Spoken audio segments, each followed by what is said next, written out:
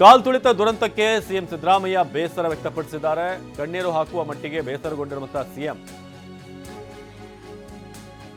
ಸಾವಿನ ಬಗ್ಗೆ ತಡವಾಗಿ ಮಾಹಿತಿ ನೀಡಿದಂತ ಅಧಿಕಾರಿಗಳು ಈ ತರ ಆಗಿದೆ ಅಂತ ತಡವಾಗಿ ಅಧಿಕಾರಿಗಳು ಮಾಹಿತಿ ನೀಡಿದ್ರು. ಅಭಿಮಾನಿಗಳು ಮೃತಪಟ್ಟಿರುವಂತಹ ಸುದ್ದಿಯನ್ನ ತಿಳಿಸಿದ್ರೆ ಮುಂಚೆನೆ ಹೇಳಿದ್ರೆ ಈ ತರ ಆಗಿದೆ ಅಂತ.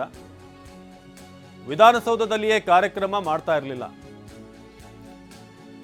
ಸ್ಟೇಜ್ಗೆ ಹತ್ತಾ ಇರಲಿಲ್ಲ ಅಂತ ಹೇಳಿರುವಂತಹ ಸಿಎಂ ಸಿದ್ದರಾಮಯ್ಯ ಈ ಥರ ಎಲ್ಲ ಆಗುತ್ತೆ ಅಂತ ಗೊತ್ತಿದ್ರೆ ಸ್ಟೇಜ್ಗೆ ಬರ್ತಾ ಇರಲಿಲ್ಲ. ಆಪ್ತರ ಬಳಿ ತೀವ್ರ ಬೇಸರ ವ್ಯಕ್ತಪಡಿಸಿರುವಂತಹ ಸಿಎಂ ಕಾಲ್ ತುಳಿತ ದುರಂತಕ್ಕೆ ಸಂಬಂಧಪಟ್ಟ ಹಾಗೆ ಸಿಎಂ ಸಿದ್ದರಾಮಯ್ಯ ತಮ್ಮ ಆಪ್ತರ ಬಳಿ ಬೇಸರ ವ್ಯಕ್ತಪಡಿಸಿದ್ದಾರೆ ಅಂತ ಗೊತ್ತಾಗಿದೆ.